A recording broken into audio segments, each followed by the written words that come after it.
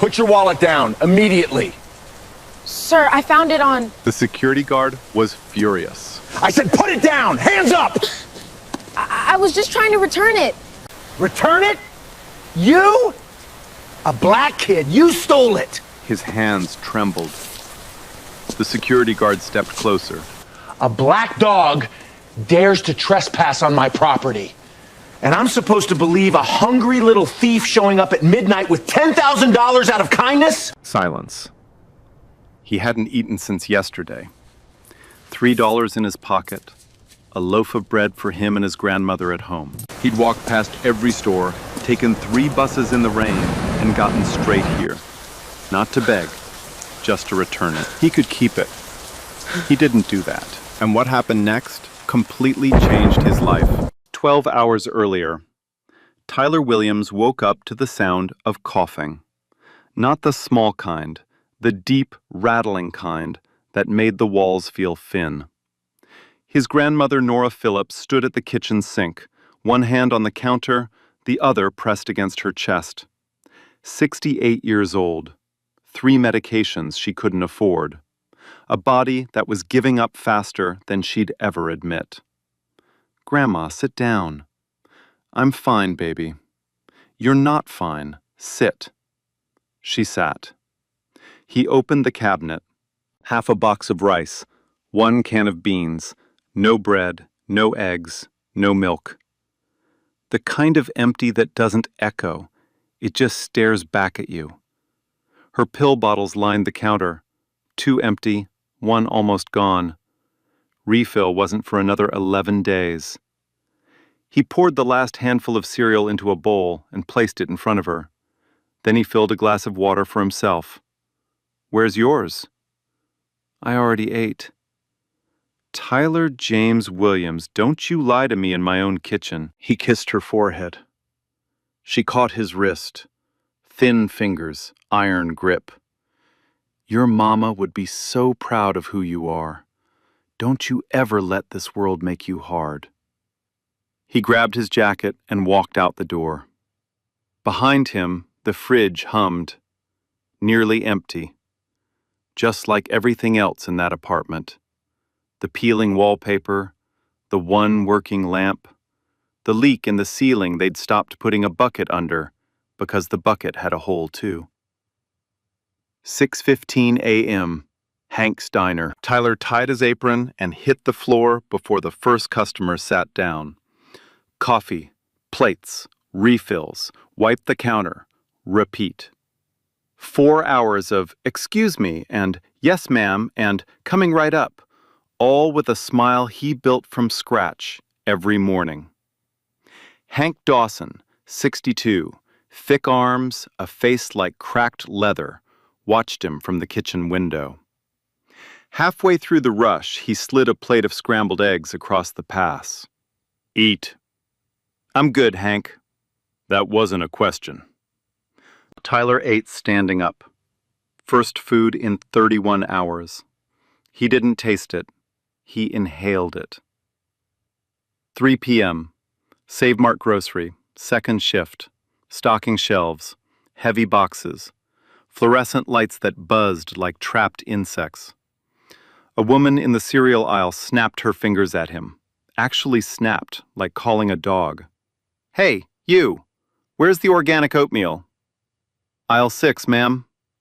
"I just came from aisle 6. "I'll walk you there." She didn't say thank you. He didn't expect her to. Stack, lift, shelve. His mind ran the same math it always did. $3.12 after tips. Not enough for medicine. Barely enough for bread. By 10:45 p.m., his body was finished. 16 hours on his feet. His back screamed. His stomach had gone past hunger into something quieter, a dull, hollow ache that lived behind his ribs. $3.12 in his pocket. 1 loaf of bread. That's all it could buy. For him and Grandma. Split down the middle. 10:48 p.m. Bus stop. The last bus pulled away exactly 30 seconds before he reached the stop. Tyler watched the taillights blur in the rain. Gone. He started walking. 11 blocks in, something caught his eye. Near a storm drain. Leather. Dark brown. Expensive. A wallet. Not the kind you buy at a gas station. The kind that costs more than rent. He picked it up. Opened it. Driver's license. Dorothy Crawford. Address. 845 Ashton Hills Drive. A neighborhood he'd only ever seen through bus windows. A black American Express card. And cash.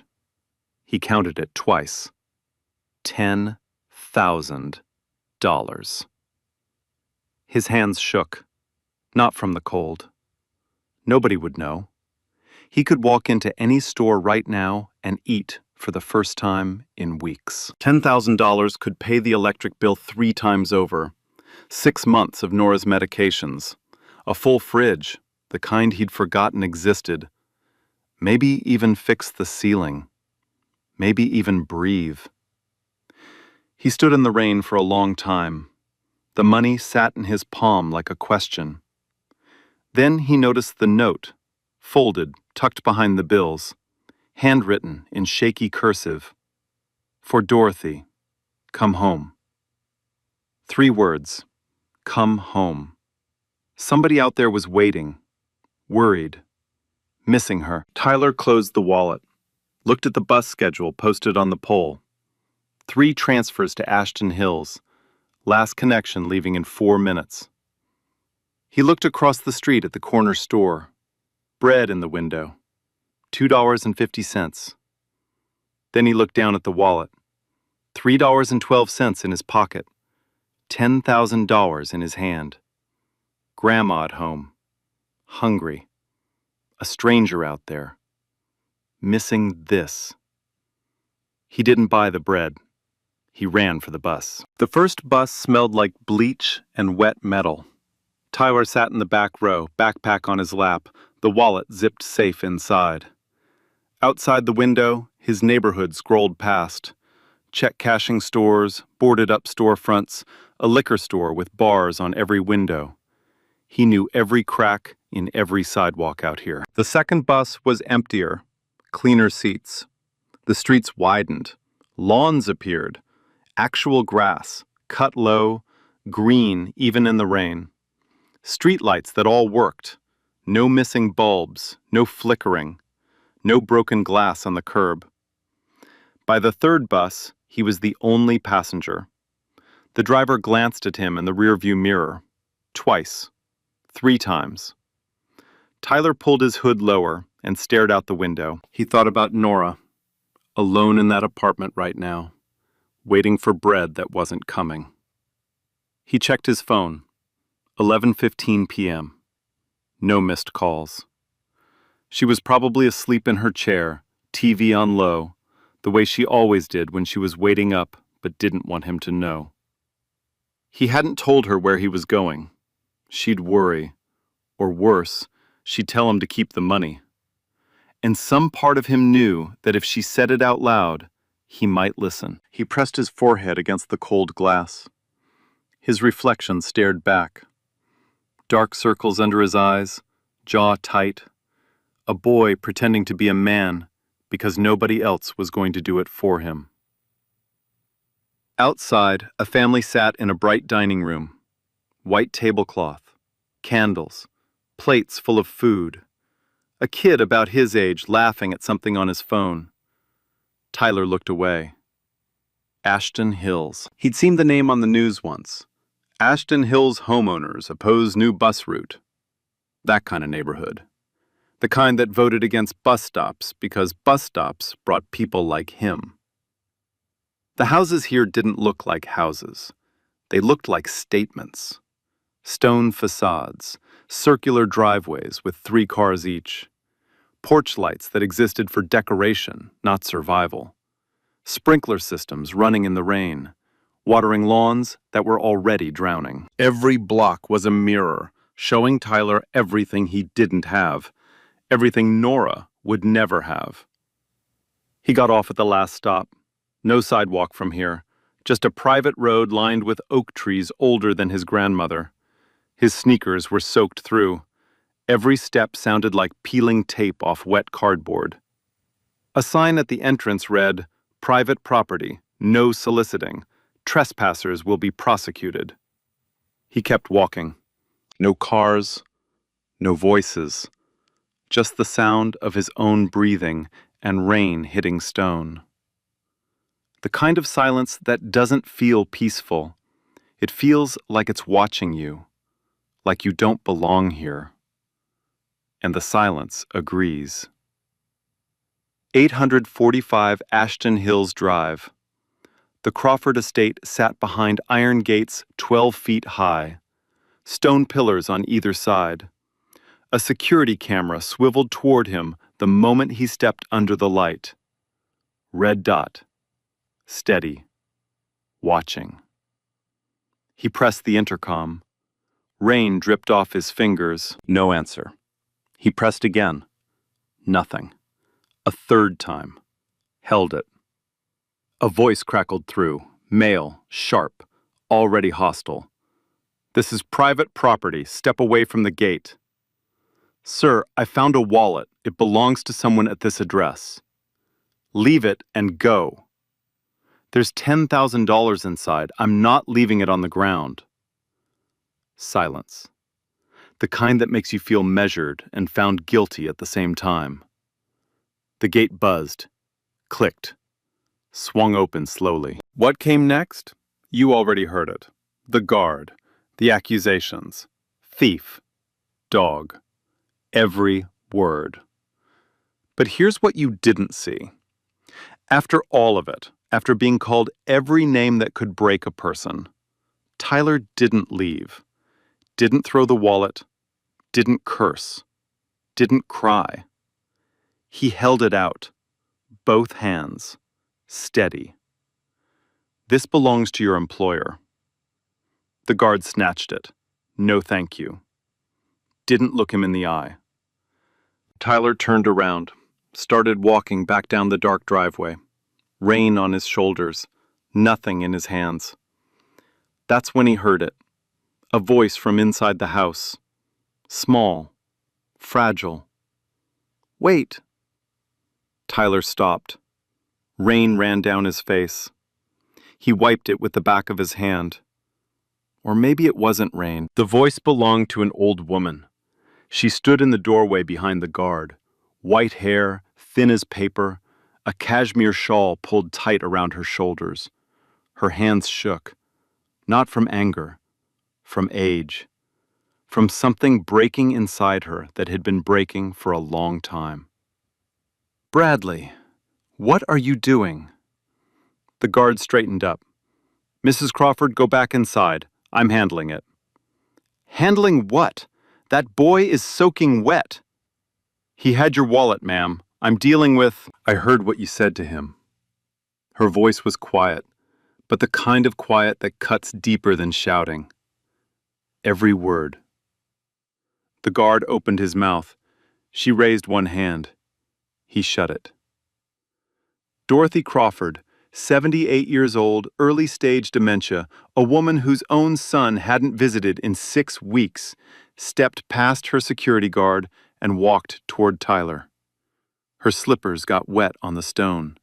She didn't care. She stopped in front of him, looked at his face, rain between them. "You found my wallet?" "Yes, ma'am." "And you came all the way here? In this rain? At this hour?" "Yes, ma'am." She took his hands, cold fingers around cold fingers. "You're freezing, sweetheart. Come inside." "Ma'am, I should probably go." "You should probably eat something and dry off. That's what you should probably do." The guard stepped forward. "Mrs. Crawford, I really don't think—" She turned around slowly, looked at him the way only a woman who's outlived her patience can. "Bradley, get this young man a towel and something warm to drink. Now." He didn't move. "Now, Bradley." He moved. Tyler followed her inside. His sneakers squeaked on the marble floor. He tried to walk softly, tried not to drip. The foyer was bigger than his entire apartment. Chandelier overhead, oil paintings on the walls, a staircase that curved up into somewhere he couldn't see. The air smelled like old wood and lavender. Everything in here was clean, polished, still, like a museum no one visited anymore. Dorothy led him to a sitting room off the hallway, a fireplace, 2 armchairs, bookshelves floor to ceiling. She motioned for him to sit. He hesitated. "Sit, please." He sat, his wet clothes pressed against the fabric. He felt like he was ruining something. She sat across from him. Her eyes, pale blue, a little cloudy, studied him. Not with suspicion, not with pity, with something else. Something he almost didn't recognize because nobody had looked at him like that in a long time. Curiosity and kindness. "What's your name?" "Tyler. Tyler Williams." "Tyler." She said it like she was tasting the word. "Most people would have kept that wallet, Tyler." "I know. $10,000. That's a lot of money." "Yes, ma'am." "But you didn't keep it." "No, ma'am." "Why not?" He thought about it. Not because he didn't know the answer, but because he'd never had to say it out loud before. "Because it's not mine." Dorothy looked at him for a long time. The fire crackled, rain hit the windows. Then she smiled. Small. Real. "That tells me everything I need to know about you." From the hallway, Bradley Holt returned with a towel and a cup of tea. He set both down on the side table without looking at Tyler. His jaw was tight. His eyes were somewhere else. Calculating. Already making a phone call in his head. Tyler didn't notice. But we should. Dorothy talked the way people talk when they haven't had anyone to listen in a long time. Slowly, carefully, like she was afraid the words might run out. "My husband, Harold, used to sit in that chair you're in. Every evening, same spot. He'd read to me. Poetry, mostly. Sometimes the newspaper if he wanted to start an argument." She smiled at the memory. Then the smile faded. "He passed 4 years ago. Heart attack. Middle of breakfast. One minute he was buttering toast. Next minute he was gone." Tyler didn't say anything. He just listened. Sometimes that's enough. "After Harold died, my son Grant, he runs Pinnacle Holdings, maybe you've heard of it. He moved me here, said it was safer, closer to his office, said he'd visit every week." She paused. "He came twice the first month, once the second. Then it became phone calls, then texts, then nothing. 6 weeks now, not a word." The fire crackled. Rain tapped the windows. "I have Bradley, and a housekeeper who comes 3 times a week, and 4,000 square feet of a house that echoes when you walk through it." She looked around the room. "Do you know what loneliness sounds like, Tyler?" He nodded. "Yeah, I do." "Then you understand more than most people twice your age." She told him about the afternoon she lost the wallet. She wasn't supposed to go out alone. Her doctor had said so. Bradley had said so. Everyone had said so. But she couldn't stand another hour in this house. She wanted to visit the park bench where Harold used to read to her. 3 blocks from the old house. She took a taxi, sat on the bench for an hour, talked to Harold like he was still there. On the way back, the wallet must have slipped from her coat. I didn't even realize it was gone until midnight. Bradley was furious, made calls, filed a report, and then, she looked at Tyler, you showed up. "The note inside," Tyler said quietly. "For Dorothy, come home." "Who wrote that?" Her eyes softened. "Grant, months ago. He tucked it in the wallet the last time he visited. A reminder, he said." She shook her head. "Funny. He tells me to come home, but he's the one who never comes." The room went still. Two people sitting across from each other. One who had everything except the thing that mattered, and one who had nothing except the thing that couldn't be bought. A door opened. Bradley Holt walked in. He didn't sit. He stood, the way people stand when they want you to know they're in charge. Mr. Crawford has authorized a $500 reward. He placed a white envelope on the table between them. For the return of the wallet. Tyler looked at the envelope. $500. That was the electric bill. Nora's medication. A full fridge. A week without the math running in the back of his head. He reached for it. That should settle things, Holt said. His tone was clear. Take the money and leave. That's insulting, Bradley. Dorothy's voice, quiet, sharp as glass. Ma'am? This boy returned $10,000. He rode 3 buses in the rain. He stood at our gate and let you call him every foul name in the English language. And you're handing him $500 in an envelope like you're paying a delivery fee. Holt's jaw tightened. Mr. Crawford approved the amount. Mr. Crawford doesn't know what happened here tonight, and when he finds out, I suspect that amount will be the least of your concerns. Silence. Holt's eyes flickered. Something behind them. Worry. Just a flash. Dorothy turned to Tyler. Her voice softened. I'm not going to insult you with money, Tyler, but I'd like to ask you something. Yes, ma'am? Would you come visit me? Not for pay, just company. I don't have many people to talk to anymore, and you're the first person in a long time who sat in that chair and actually listened. Tyler looked at the envelope, then at Dorothy. Ma'am, I don't think your family would be comfortable with... My family isn't here. She held his gaze. You are. He took the envelope. Not because Holt offered it. Because Dorothy told him he deserved at least that much. There's a difference. I'll come visit, Mrs. Crawford. Dorothy. I'll come visit, Dorothy.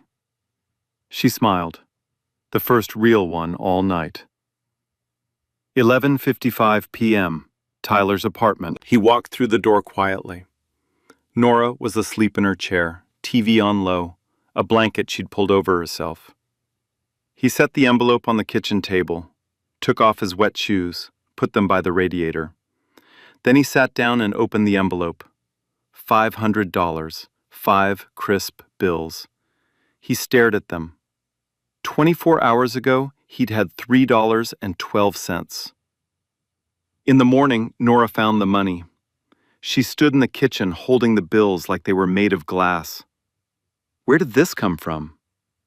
Tyler told her everything. The wallet, the rain, the buses, the guard, Dorothy.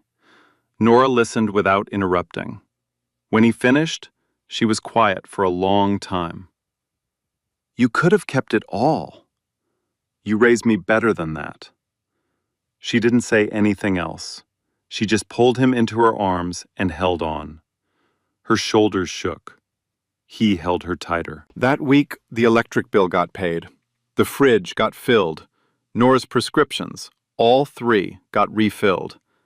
Tyler bought 2 loaves of bread, one for them, one for Hank, who'd been sliding him free eggs for months without ever saying why. Over the next 2 weeks, Tyler visited Dorothy 3 times. The first visit, she taught him chess. He was terrible. She beat him in 11 moves and laughed like she hadn't laughed in years. The second visit, she told him about Harold, how they met at a bus stop in 1969, how he proposed with a ring made from a soda tab because he couldn't afford a real one.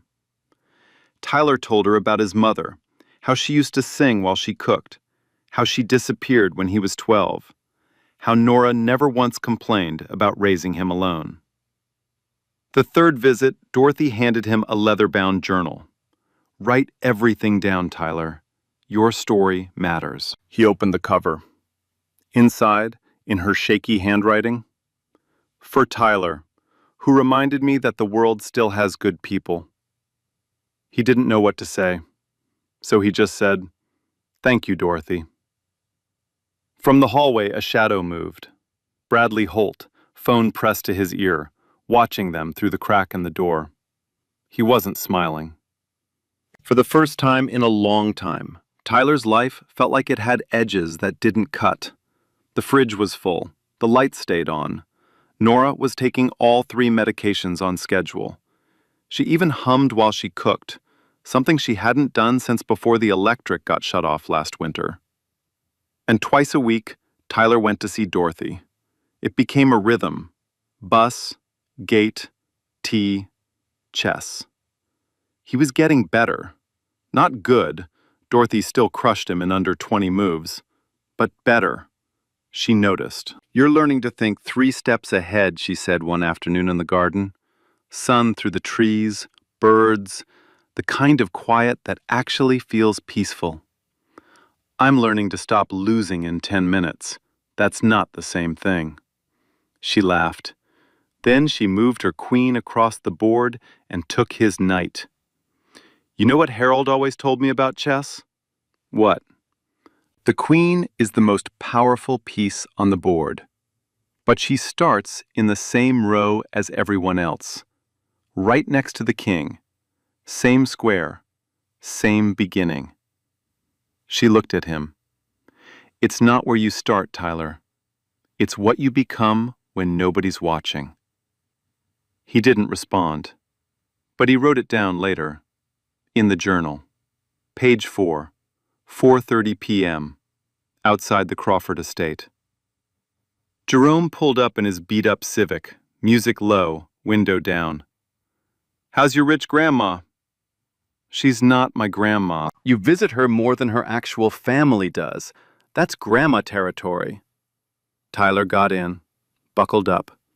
Jerome pulled away slow, looking at the estate in the rearview mirror. "I'm happy for you, Ty, I am, but just be careful." "Careful of what?" "People like that. Their world's got different rules, different walls.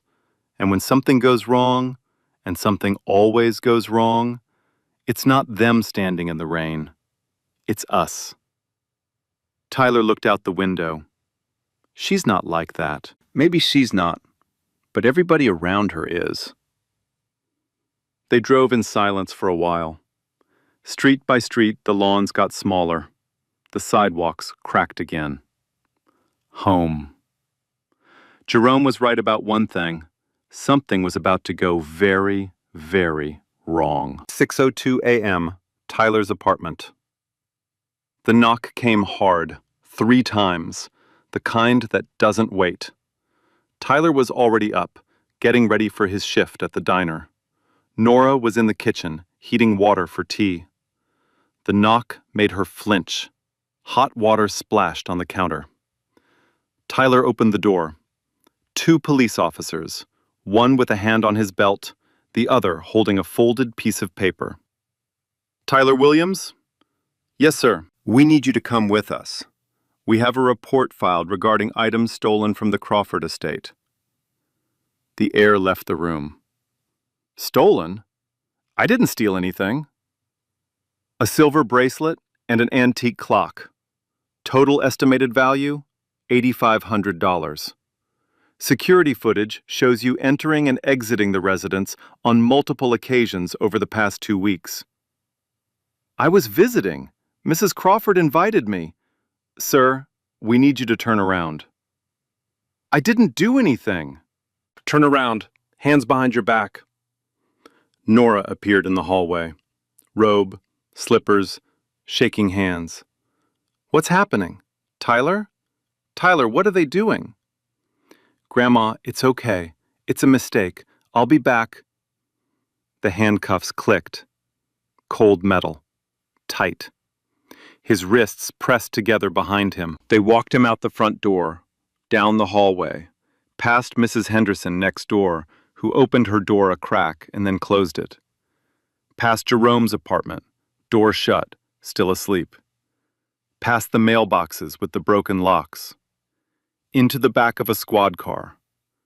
Through the window, he saw Nora standing in the doorway, one hand on the frame, the other over her mouth, getting smaller as the car pulled away. He didn't cry. He wanted to, but he didn't.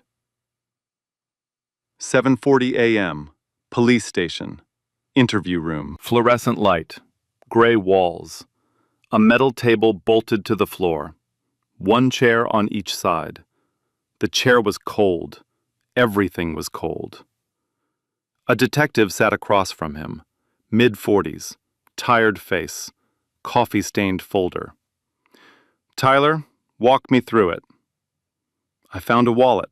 I returned it. Mrs. Crawford, Dorothy, she invited me to come back. I visited 3 times. We played chess. I never stole anything." The report was filed by Bradley Holt, head of security for the Crawford estate. He says a silver bracelet, a family heirloom, and a 19th century mantel clock went missing during the period of your visits. He has security footage placing you in the house. Of course he has footage of me in the house. I was invited. By Mrs. Crawford. Yes. The detective leaned back, opened the folder, read something, closed it. "Tyler, Mrs. Crawford has been diagnosed with early-stage dementia. Are you aware of that?" Tyler felt the floor shift under him. "What does that have to do with—" "It means her testimony regarding your visits, the invitation, the nature of your relationship, may not hold up. Legally, her account is unreliable. She's sharp, she's funny, she beats me at chess in 20 moves. I'm not questioning her character. I'm telling you what a court would say." Silence. Tyler stared at the table. The scratch marks on the surface. The ring stain from someone else's coffee. How many people had sat in this chair? How many of them looked like him? "I returned $10,000. If I was going to steal, why would I give back $10,000 and take a bracelet?" The detective paused, looked at him. Really looked. "That's a good question. So why am I here?" The detective didn't answer. He closed the folder, stood up, and left the room. Tyler sat alone, fluorescent light buzzing above him. His hands were free now. They'd removed the cuffs inside, but he could still feel them, the ghost of metal on his wrists. He thought about Nora, standing in that doorway, getting smaller. He thought about Dorothy, her shaky handwriting in the journal. For Tyler, who reminded me that the world still has good people. Good people, sitting in a police station, for being good. And here's what Tyler didn't know. Bradley Holt had been stealing from Dorothy Crawford for 14 months. Small amounts at first, a few hundred here, a few hundred there. Household expenses that got quietly rerouted into a personal account. Supply invoices for things that were never purchased. Maintenance fees for work that was never done. Over 14 months, the total reached $120,000. It was easy. Grant Crawford was absent, consumed by Pinnacle Holdings, traveling 6 days a week, communicating through assistants. Dorothy's memory was slipping. She couldn't track what she'd approved and what she hadn't. The housekeeper came 3 days a week and kept her head down. Nobody was watching. Nobody. Until Tyler showed up. A 19-year-old kid who visited twice a week, who sat with Dorothy for hours, who listened, who made her laugh, who made her sharper on her good days, more present, more aware, more likely to ask questions about where things went. Holt saw it happening. Week by week, Dorothy was becoming more herself around Tyler, more alert, more curious. Sooner or later, she'd notice the money. Or worse, she'd mention Tyler to Grant, and Grant would start paying attention. One audit, one look at the books, that's all it would take. So Holt did what people like Holt do. He created a problem, and he made Tyler the problem. The bracelet was in a storage closet in the garage. Holt put it there himself, midnight, No witnesses, no cameras in the garage hallway. He moved the clock to the same closet. Then, he filed a police report. Theft. Burglary. A young black man with no lawyer, no resources, and no witnesses except an elderly woman whose memory the courts wouldn't trust. Clean. Surgical. Invisible. Except for one thing. The main hallway had cameras Holt controlled. But the sitting room, Dorothy's room, had an older system. Separate server. Installed by Harold Crawford 15 years ago. Holt didn't manage it. He barely knew it existed. That camera saw everything. Every visit Tyler made, every chess game, every conversation. Every time Holt entered that room alone, and what he touched when he did. The truth was sitting on a server in the basement, waiting. But Tyler didn't know that. Nobody did. Not yet. Tyler was released at noon. No charges filed. Yet.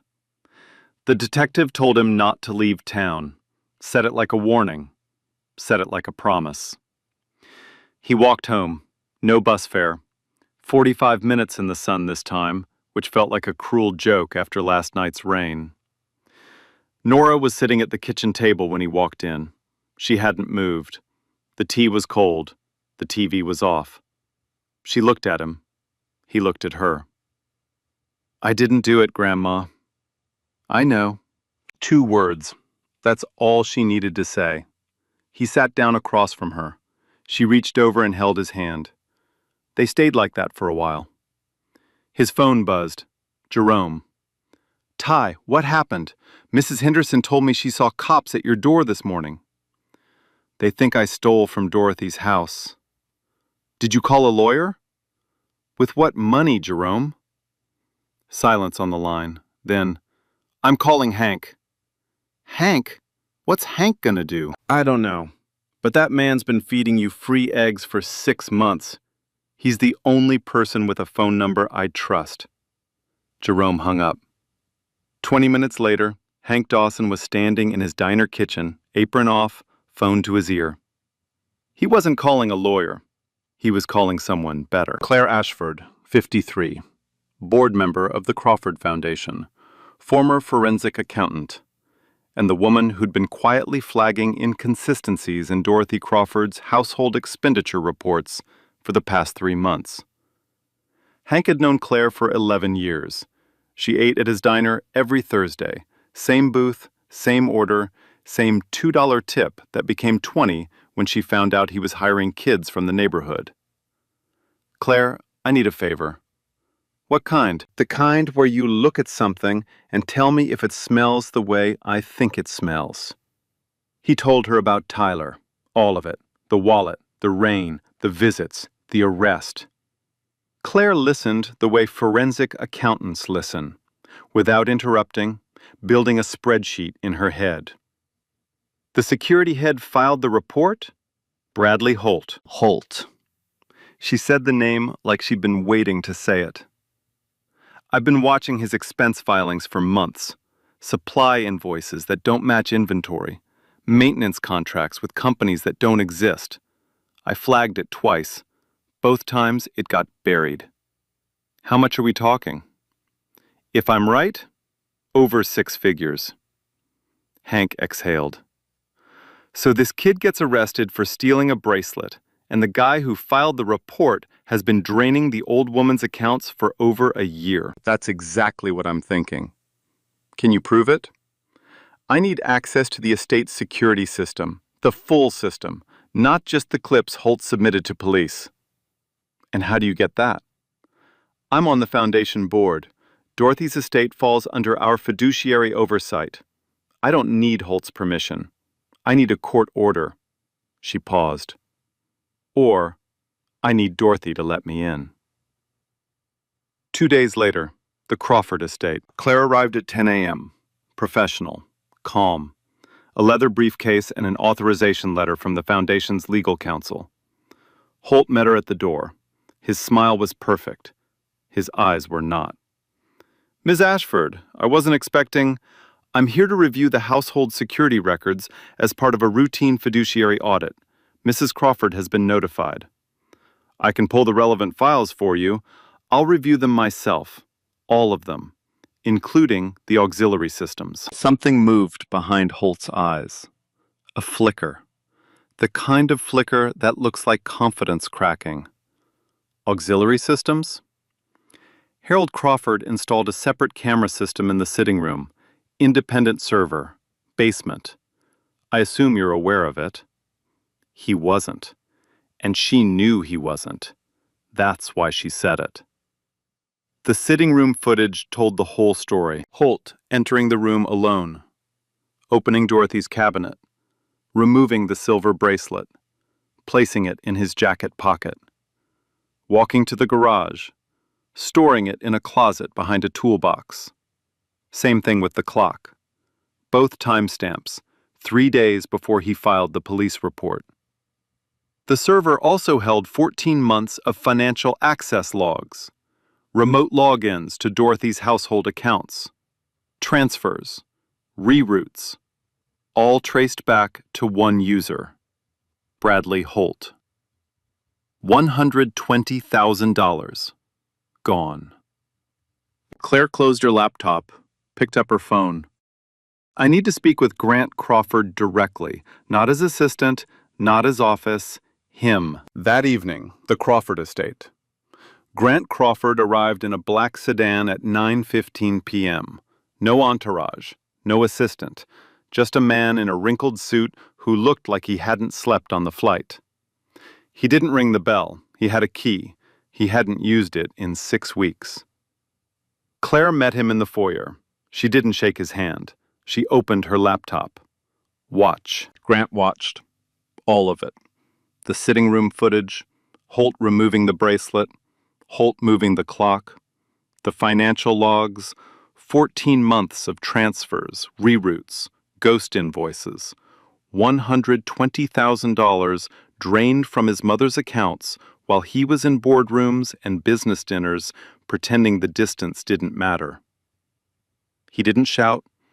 He didn't slam the table. He sat perfectly still.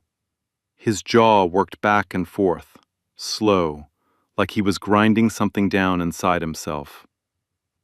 Where is Holt now? In the guest house. He doesn't know I'm here. And the boy, the one who returned the wallet.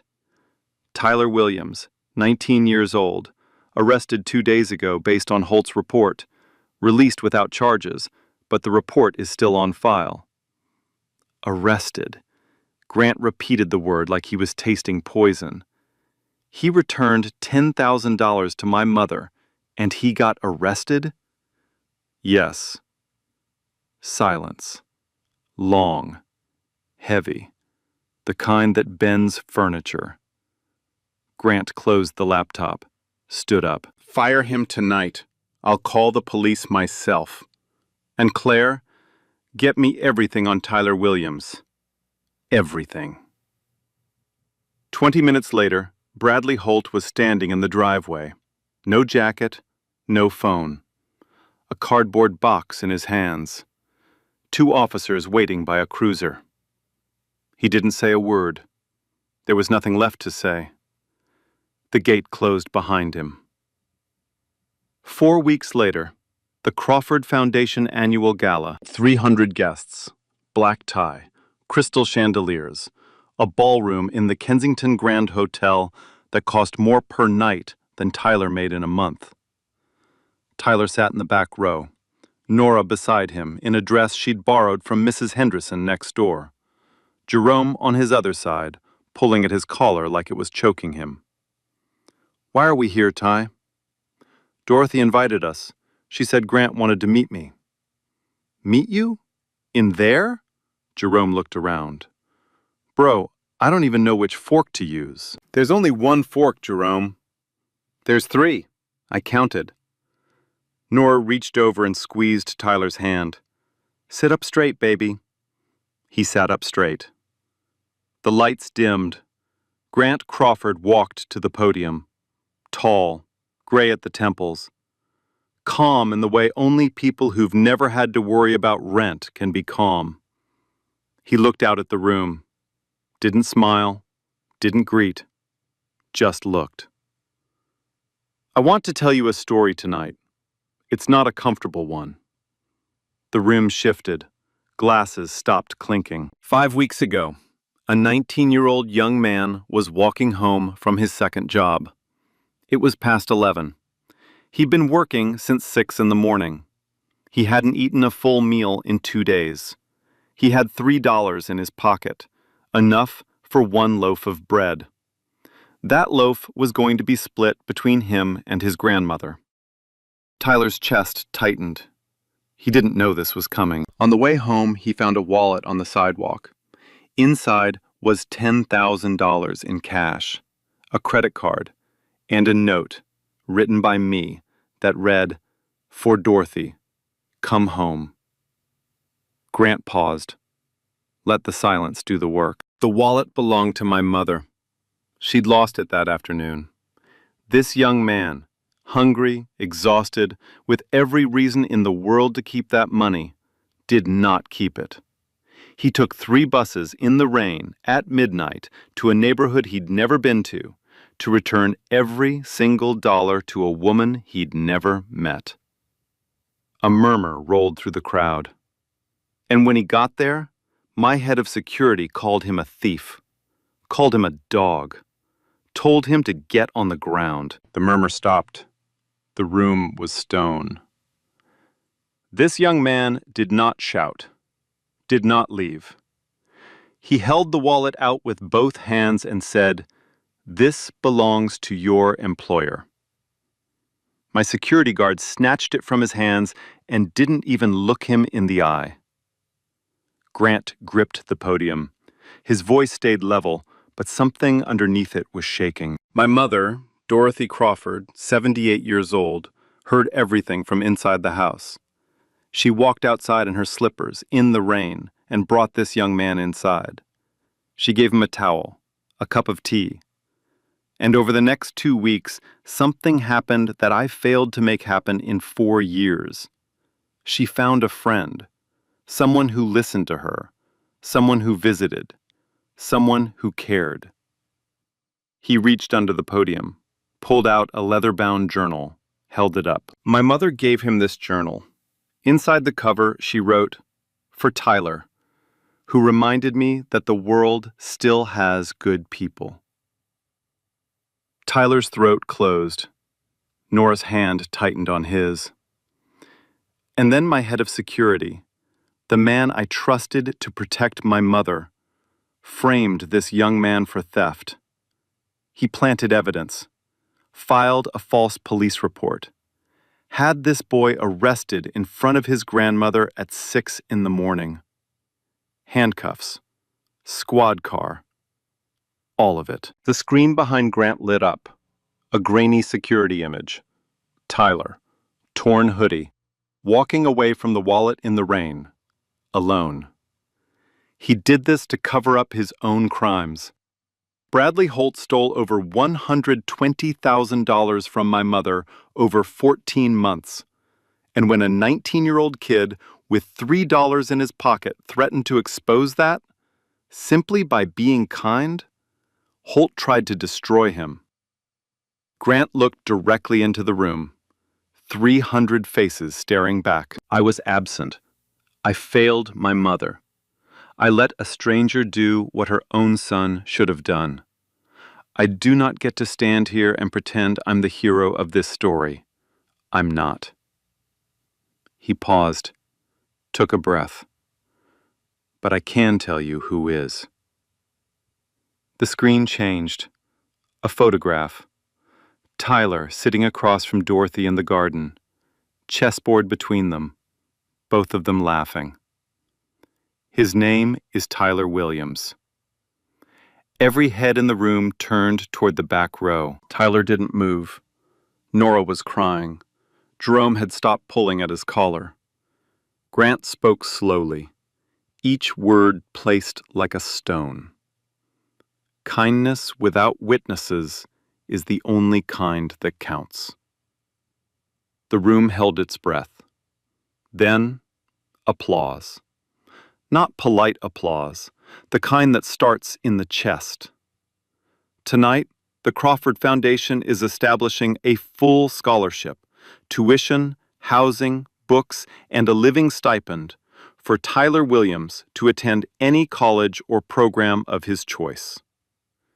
The applause doubled. And we are launching a new initiative, a legal defense fund for individuals wrongfully accused while performing acts of civic good. Because what happened to Tyler Williams should never happen to anyone, ever. Tyler covered his mouth with both hands. His shoulders shook. Nora pulled him close. Jerome put a hand on his back. 300 people standing, clapping, some crying. And in the back row, a boy who hadn't eaten bread that night so a stranger could have her wallet back. That boy finally exhaled. The following week, the Crawford estate. Tyler walked through the front gate. No intercom, no buzzer. The new security guard, a quiet man named Paul, nodded and waved him through. "Morning, Tyler." "Morning, Paul." The front door was open. Dorothy was already in the sitting room, chessboard set, tea poured. 2 cups this time. She looked up when he walked in. Her eyes were clear today. A good day. "You're late." Bus was slow. "Excuses. Sit." He sat. She moved first. Pawn to e4. He answered. Pawn to e5. The same opening they always played. The rhythm of it. Move, pause, think, move. Felt like breathing. "I saw the news," she said without looking up. "About the gala. Grant showed me the video." "Yeah? You cried."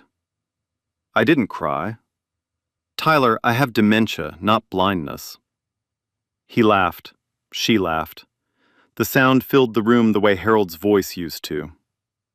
"Dorothy." "Thank you for everything." She moved her queen, took his bishop.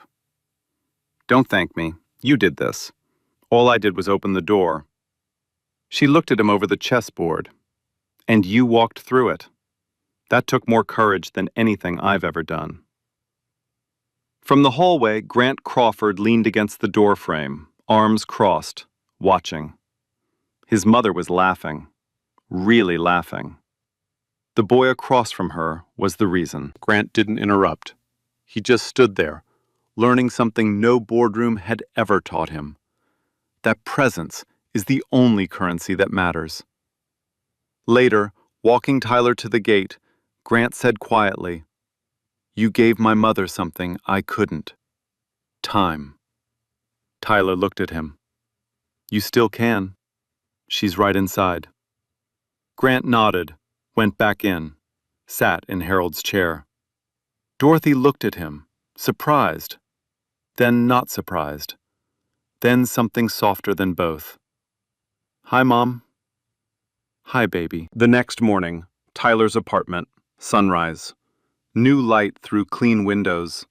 The ceiling leak? Fixed. The wallpaper? Still peeling, but the lamp worked. Both lamps worked now. Tyler sat at the kitchen table, the leather journal open in front of him, college brochure beside it, a pen in his hand. He wrote the first line.